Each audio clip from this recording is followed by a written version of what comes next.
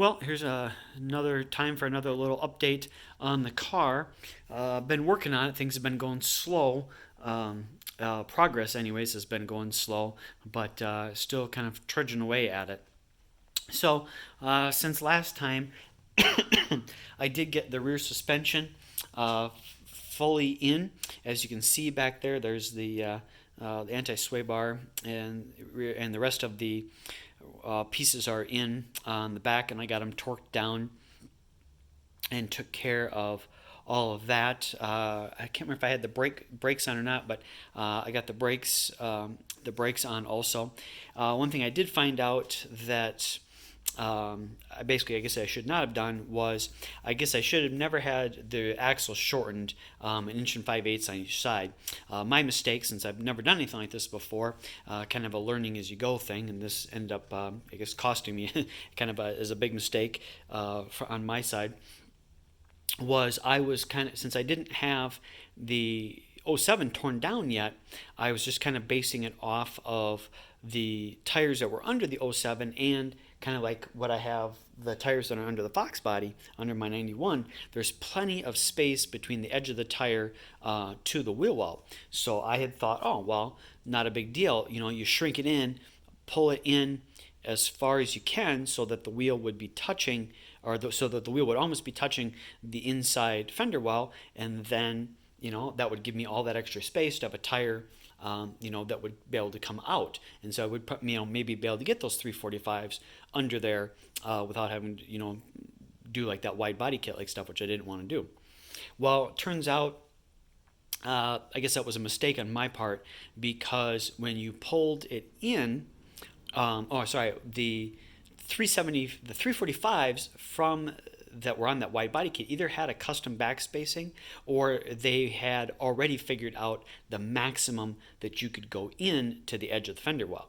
So when I had that put in, the 345 tires would rub, and so they wouldn't end up working. So it took me quite a while, a number of hours, kind of messing around trying to figure that out, using washers as basically spacers, and end up figuring out that I guess I should have never had that done in the first place. But neither here nor there. But yeah, so that end up not needing to be done, and probably should not have been done, because it's now just going to complicate things and cause a little bit of a problem. But yeah, so so what I ended up doing was, since I was going to use those forged line wheels temporarily until I could get some Foose rims, but I can't even use those now, because, like I said, they would actually hit, and I would actually have to run like 1 5/8 inches, or an inch and a half spacer, which is too big, and then I have to get longer studs, and it would just end up being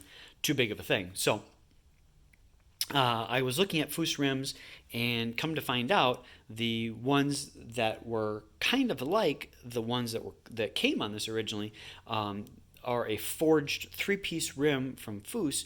And it turns out, when I talked to the guy that's a local dealer here in town for these, that the forged rims are custom made, backspacing, everything to your specifications. So you have to pay for them up front, because once they start making them, they belong to you, and they're yours, obviously, because they're custom made to your specifications. So that's what I will end up doing for those to be put in.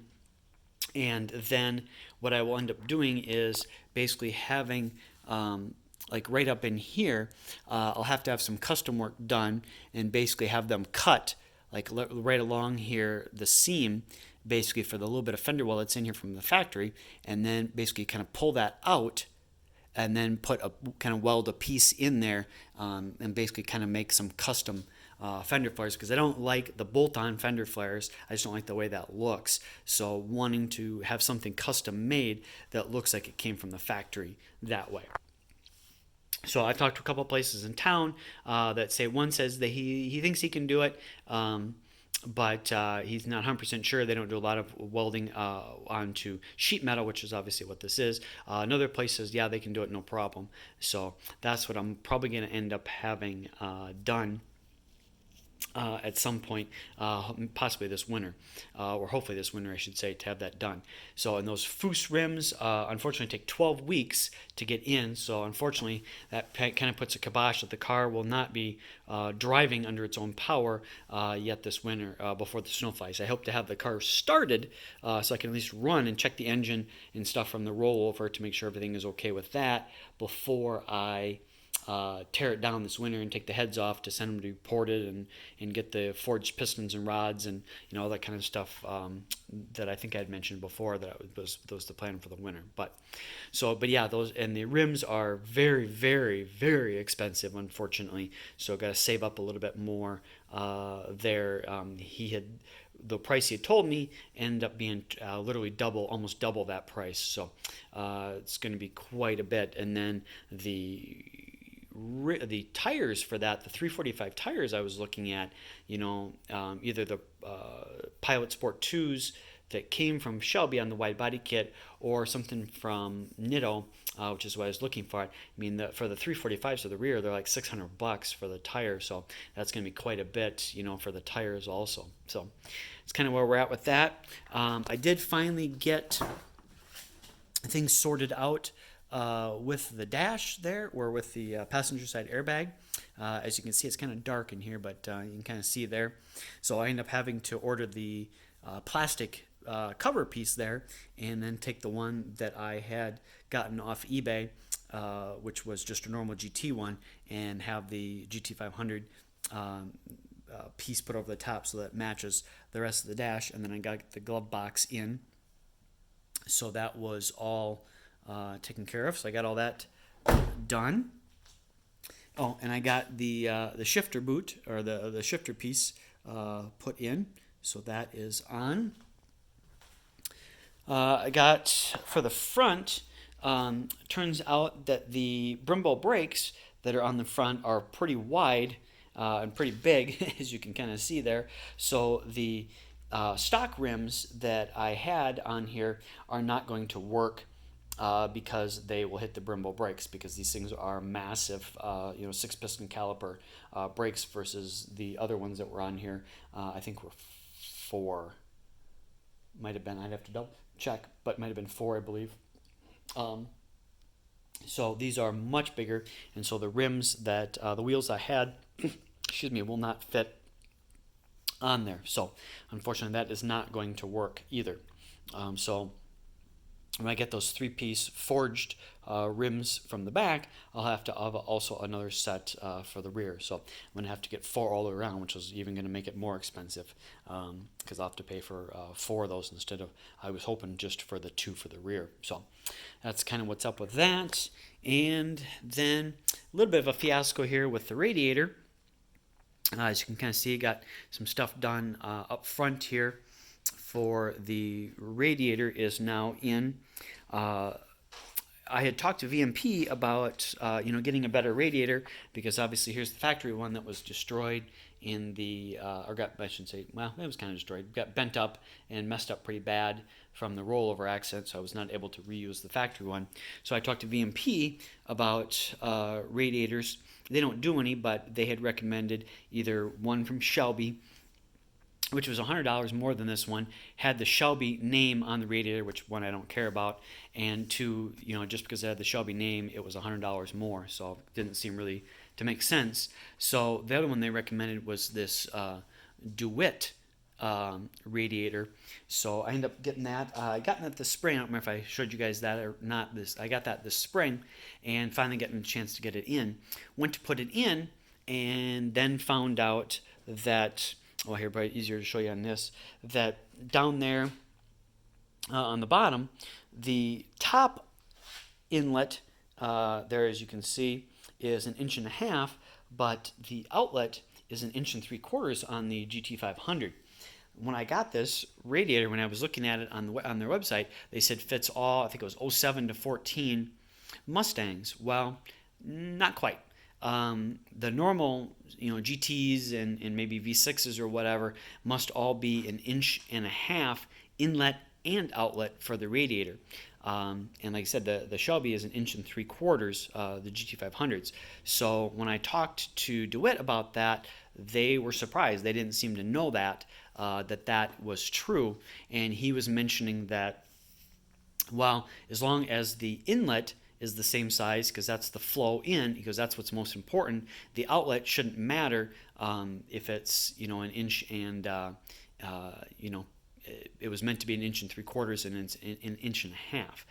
But the boot wouldn't really fit on, and he talked about having me get a different boot, or different, different hose. I say boot, different hose that from just like a normal stock one GT that would fit. However, you can't really see because they cram a lot of stuff in here for the GT500, but when it comes off of the bottom of the hose comes off there, it comes up, splits off, and goes into multiple places.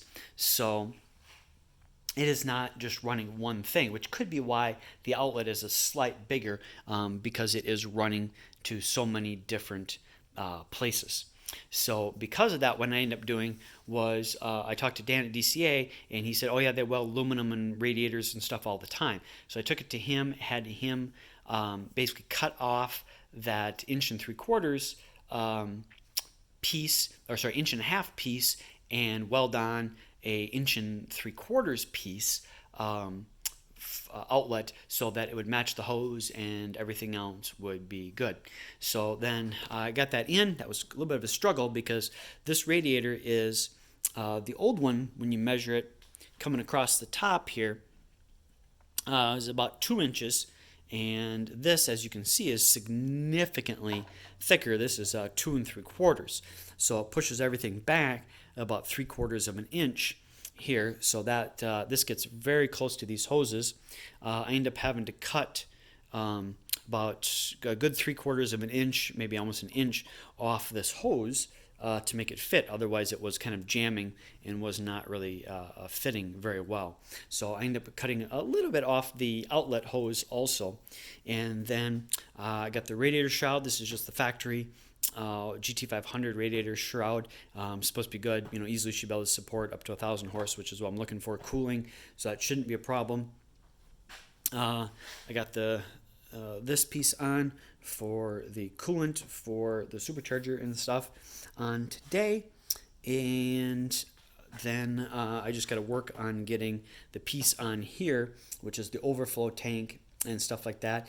Wasn't quite going to fit in right here, so I think what I'm going to end up having to do here is probably take this hose off a little bit and just kind of move it out of the way to get the tank in right here, and then I can put that back on. I did also get the other weekend, I ordered from VMP the JLT 123 cold air kit for the car. That was what was actually on here. Here you can see the tube from the factory one, or from the one from the accident, and as you can kind of see, it got kind of bent in the accident, and the cold air itself was all messed up. So that's kind of where we're at. Actually turned out to be a super long vlog here this time, video. Sorry about that, but like I said, had a bunch of stuff to kind of get caught up on and get updated on from what I had been working on since the last video. So that's where we're at. Thanks for watching. Bye.